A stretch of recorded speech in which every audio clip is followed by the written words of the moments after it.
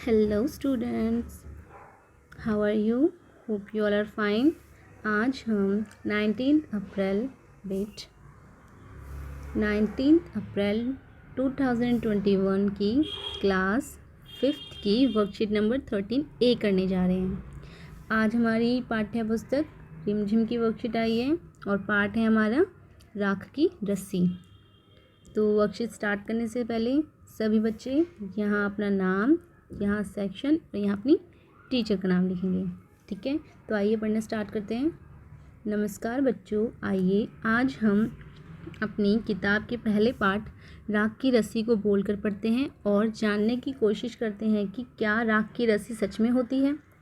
ठीक है, ये हमें पढ़ने के लिए तो आइए पहले हम अपना चैप्टर पढ़ लेते हैं। ठीक है,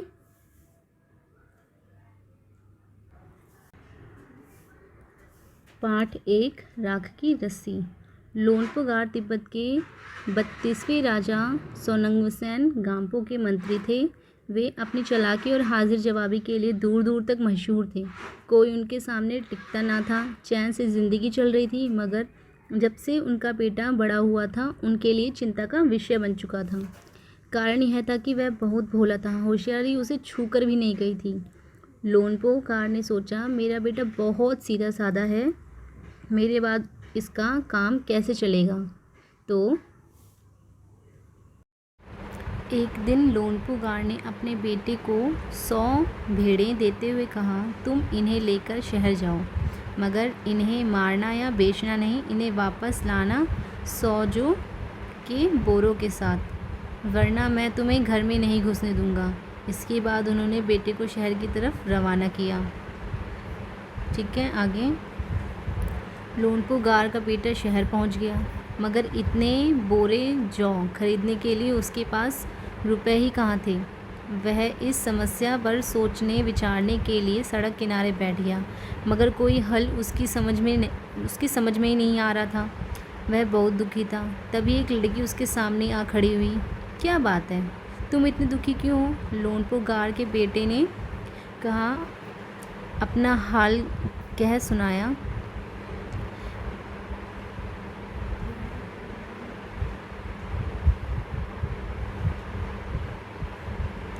लोनपुगार के बेटे ने अपना हाल कह सुनाया।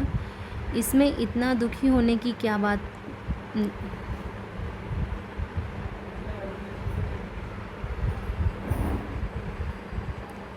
इसमें इतना दुखी होने की कोई बात नहीं है, मैं इसका हल निकाल देती हूँ।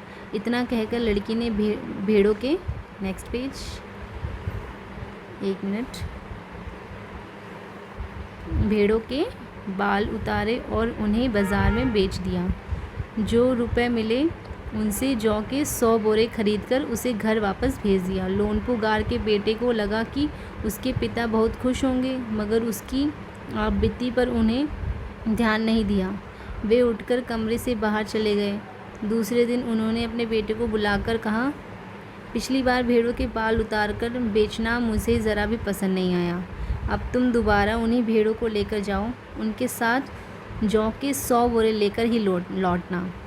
फिर क्या बोलते हैं, एक बार फिर निराश लोनपुगार का बेटा शहर में उसी जगह जा बैठा।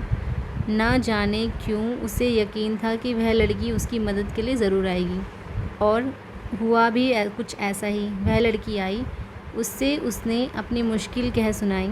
अब तो बिना जौ के 100 बोरे के मेरे पापा मुझे घर में भी नहीं घुसने देंगे।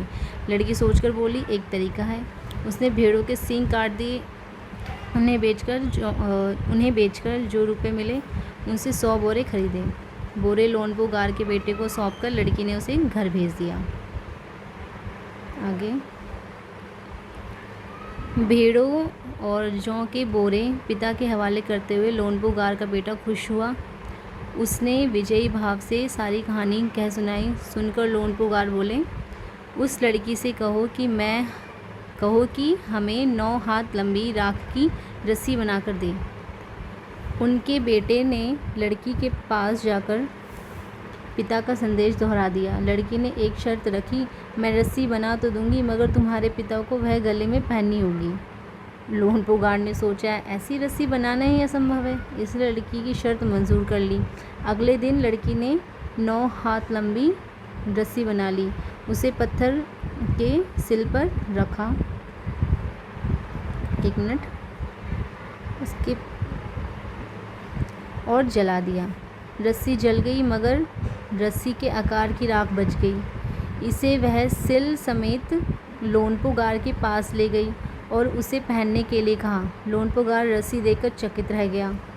वे जानते थे कि राख की रस्सी गले में पहनना तो दूर, उठाना भी मुश्किल है। हाथ लगाते ही वह टूट जाएगी। लड़की ने समझदारी के सामने उनकी अपनी चालाकी धरी रह गई।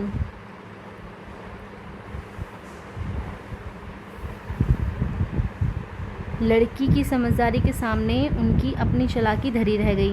बिना वक्त गवाए लोनपो गार्ड ने अपने बेटे की शादी का प्रस्ताव लड़की के सामने रख दिया। धूमधाम से उन दोनों की शादी हो गई। ठीक, बस ये है, यही हमारी स्टोरी है। तो हम अपनी वर्कशीट पे वापस लौटते हैं।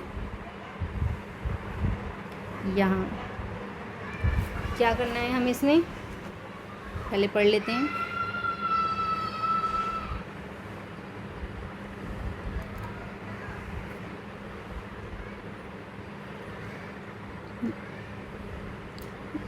यहाँ से बच्चों, रस्सी एक संज्ञा है, संज्ञा शब्द है। आज हम पाठ में आए संज्ञा शब्दों के बारे में कुछ बातें करेंगे। हम पढ़ चुके हैं कि यहाँ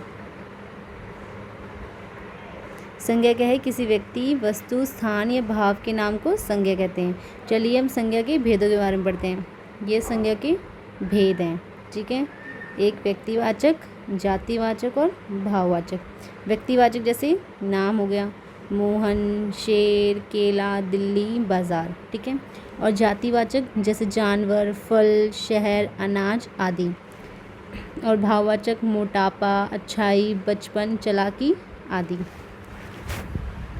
ठीक है। व्यक्तिवाचक में ऐसे नाम होगा, चाहे वो किसी का भी हो, किसी स्थान का हो, किसी व्यक्ति का हो, किसी जानवर का हो, ठीक है। जातिवाचक में हम किस कैटेगरी से बिलोंग करते हैं, एक ग्रुप जैसे बताए जाते हैं। जैसे फल, फल तो सिर्फ एक फल नहीं होता, आम भी फल होता है, सेब भी फल होता है, केला भी फल होता है, बट ये उनकी जातियाँ हो गई, ठीक है। जैसे जानवर हो गए, शेर, कुत्ता, बिल्ली, भेड़, बकरी, गाय, ये सब क्या है, जानवर है, ये जाति हो गई उनकी, ठीक है। भाववाचक कैसा है दिखने में, क्या है, क्या क्वालिटी है, क्या पोजीशन है, ठीक है। जैसे कि बचपन हो गया, चालाकी हो गई, मोटापा, लंबा, चौड़ा, मोटा, ठीक है। अच्छा, बुरा, ये सब क्या हो जाएंगे, भाव हो जाएंगे, ठीक। आगे करते हैं। निम्नलिखित जातिवाचक संज्ञाओं के लिए 3 व्यक्तिवाचक संज्ञा शब्द लिखिए। यहाँ जातिवाचक दे रखे हैं हमें एक जगह, और दूसरी जगह बनाने में व्यक्तिवाचक संज्ञा। जैसे फूल, फूल के ये जातिवाचक हो गई, तो व्यक्तिवाचक गुलाब, कमल, सूरजमुखी बताया था ना, ये ग्रुप हो गया। और एक ग्रुप में ये इनके नाम हो गए। जैसे फल, फल में क्या हो जाएगा फिर, संतरा, सेब, केला, 3 बोले ना, ठीक है। नेक्स्ट पक्षी, पक्षी में हो जाएगा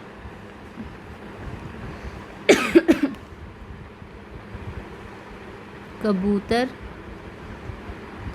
और कौवा और मोर, ठीक। ऐतिहासिक इमारतें, ऐतिहासिक इमारतें हो जाएगा कुतुब मीनार, लाल किला और एक और हम इंडिया गेट, ठीक है। आगे बढ़ते हैं। तो प्रश्न 2, नीचे लिखी गई पंक्तियों को ध्यान से पढ़िए और उनमें आए संज्ञा जैसे व्यक्तिवाचक, जातिवाचक और भाववाचक शब्दों को छांटकर अपनी कॉपी में लिखिए।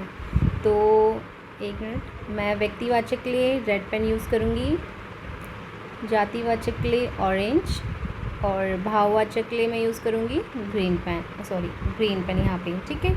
तो ध्यान रखना, मैं पढ़ती जाऊँगी और मार्क करती जाऊँगी, आप भी मेरे संग पढ़ना।